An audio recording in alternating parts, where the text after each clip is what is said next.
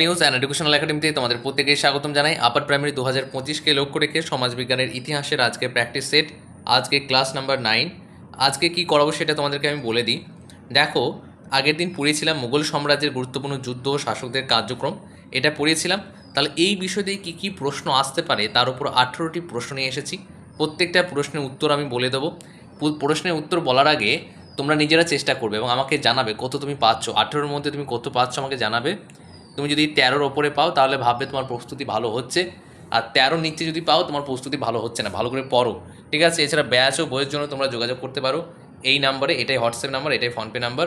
তাহলে প্রথম প্রশ্ন কি বলেছে, দ্বিতীয় পানিপথের যুদ্ধ কাদের মধ্যে হয়েছিল? বাবর ইব্রাহিম লোদি, আকবর হিমু, শাহজাহান রানা প্রতাপ, অরঙ্গজেব ও শিবাজি। আমি বেশ 5 থেকে 6 সেকেন্ড সময় দিচ্ছি তোমাদেরকে, তোমরা নিজেরা চেষ্টা করো এবং নিজেরা চেষ্টা করার পরে কমেন্টে জানাতে পারো, অথবা টোটাল কত পাচ্ছ সেটা তুমি কমেন্টে আমাকে জানাবে। একটু পরে আমি তোমাদের সঠিক উত্তরটি বলে দেবো, প্লাস সংক্ষিপ্ত ব্যাখ্যাও করে দেবো।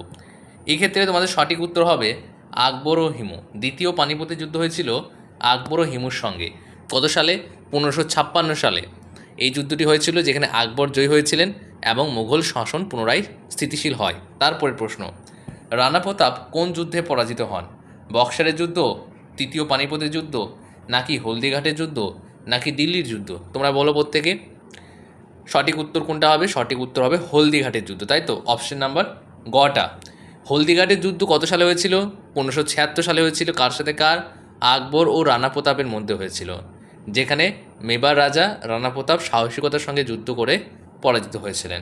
দেখো, এখানে যে প্র্যাকটিস সেটগুলো রয়েছে এগুলো তোমরা বাজারে কোথাও পাবে না। এছাড়া আমাদের সমাজবিজ্ঞানের যে বইগুলি রয়েছে, ইতিহাস, ভূগোল, পলিটি, বাজারে কোনো লেখকের সঙ্গে তোমরা মিল পাবে না। আমাদের নিজস্ব তৈরি বইগুলো এবং সাজেস্টিভ বই, মানে কম সময়ে যদি ভালো প্রস্তুতি নিতে চাও আর পরীক্ষায় যদি কমন পেতে চাও, কারণ 60টি নাম্বার রয়েছে, তাহলে সমাজবিজ্ঞানের বইগুলো তোমরা পারচেস করতে পারো, হার্ড কপি রূপে বাড়িতে পেয়ে যাবে। তারপরের প্রশ্ন দেখে নাও, কে তীর্থকর ও জিজিয়া কর বিলোপ করেছিলেন? মানে তীর্থকর ও জিজিয়া কর যেটা ছিল সেটাও কিন্তু তিনি বিলুপ্ত করে দিয়েছিলেন, সেটা উঠিয়ে দিয়েছিলেন।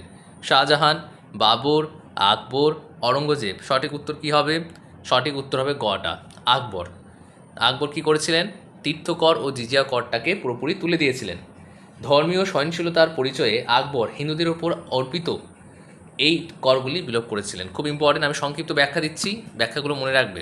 তারপরে দেখো, অর্থাৎ তুমি যে প্রশ্নোত্তরগুলো করছো, প্র্যাকটিস সেটটা করছো, তার সঙ্গে সঙ্গে তুমি এমন বিষয়গুলো জানছো যেগুলো আরও ইম্পর্টেন্ট, যেগুলো পরীক্ষায় আসতে পারে। তারপরে দেখো, দ্বীন ইলাহি ধর্মে একমাত্র হিন্দু সদস্য ছিলেন কে? তানসেন, টুডারমল, বীরবল, রাজা মান সিং। কোনটা হবে সঠিক উত্তর? চারটা বীরবল। বীরবল, তিনার নাম ছিল মহেশ দাস। খুব ইম্পর্টেন্ট প্রশ্ন, অনেকবার পরীক্ষায় দিয়েছে, যে আকবরের প্রবর্তিত নতুন ধর্মে মুসলিম ও হিন্দু নেতৃবৃন্দকে অন্তর্ভুক্ত করা হয়। একমাত্র হিন্দু সদস্য ছিলেন বীরবল, যার আসল নাম ছিল মহেশ দাস, মনে রাখবে। তারপরে দেখো 5 নাম্বারটা, আকবরনামা ও আইনি আকবরের রচয়িতাকে? আবুল ফজল, ফাইজি, মির্জা গালিব, নাকি উস্তাজ ঈশা খাঁ? কোনটা হবে সঠিক উত্তর? সেটা হচ্ছে আবুল ফজল।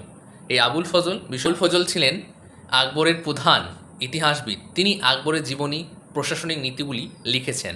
তারপরের প্রশ্ন দেখে নাও 6 নাম্বার, কি বলেছে? সঙ্গীত সম্রাট নামে পরিচিত কে ছিলেন? তানসেন, বীরবল, টোডরমল, আবুল ফজল। সঠিক উত্তর কোনটি হবে? সঠিক উত্তর হবে তানসেন। তানসেন আকবরের দরবারের বিখ্যাত গায়ক ছিলেন। তার সঙ্গীত প্রতিভার জন্য তিনাকে সঙ্গীত সম্রাট খেতাব দেওয়া হয়েছিল। তারপরে ক্যাপ্টেন উইলিয়াম হকিংস কার দরবারে আসেন? আকবর, শাহজাহান, জাহাঙ্গীর, অরঙ্গজেব। কোনটা হবে? ক্যাপ্টেন উইলিয়াম হকিংস কার দরবারে এসেছিলেন? 7 নাম্বার, সেটা হচ্ছে জাহাঙ্গীরের। 1608 সালে ইস্ট ইন্ডিয়া কোম্পানির প্রতিনিধি উইলিয়াম হকিংস জাহাঙ্গীরের দরবারে আসেন। তাহলে সঠিক উত্তর হবে গটা। তারপরে দেখে নাও, তাজমহলের প্রধান স্থপতি ছিলেন আবুল ফজল, উস্তাদ ঈশা খাঁ, রাজজয় সিং, নাকি বীরবল? তাজমহলের প্রধান স্থপতি ছিলেন উস্তাদ ঈশা খাঁ। পারস্যের স্থপতি উস্তাদ ঈশা খাঁ তাজমহলের নকশা ও নির্মাণ তত্ত্বাবধান করেছিলেন। তারপরে দেখে নাও 9 নাম্বারটা, কি বলা হয়েছে? যে পুনরায় কোন কর চালু করেছিলেন? কর মুক্তি কর, শুল্ক কর, জিজিয়া কর, রাজস্ব কর। 9 নম্বর, তিনি চালু করেছিলেন অপশন নম্বর গটা সঠিক উত্তর হবে জিজিয়া কর।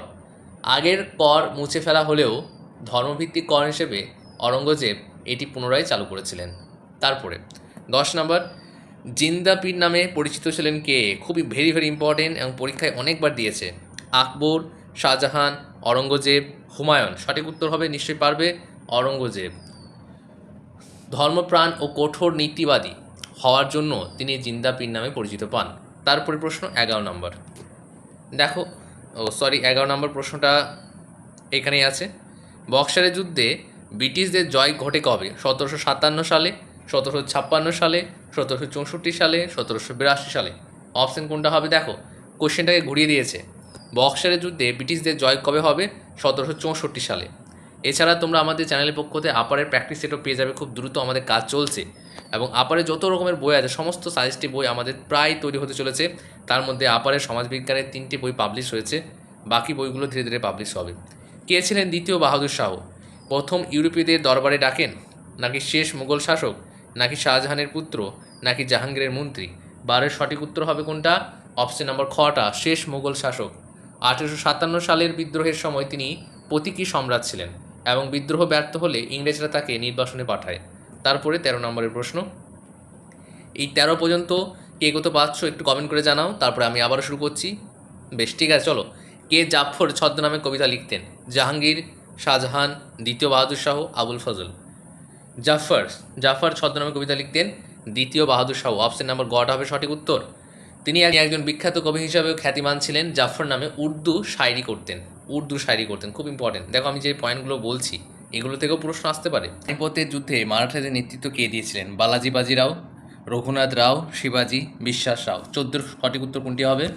বিশ্বাস রাও। সঠিক উত্তর হবে ঘটা।